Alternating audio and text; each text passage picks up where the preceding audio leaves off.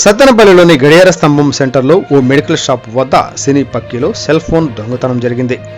వివరాల్లోకి వెళితే మెడికల్ షాపులో మందులు కొనేందుకు వచ్చిన కస్టమర్ ప్రక్కన ఇద్దరు నిల్చొని 20 రూపాయలు కింద పడేసి డబ్బులు మీవా అని బాధితుడిని అడిగారు. అతను వాటి కోసం క్రిందికి వంగగా జేబులో ఉన్న సెల్ ఫోన్ని తెలివిగా కొట్టేసి అక్కడి నుంచి ఉడాయించారు.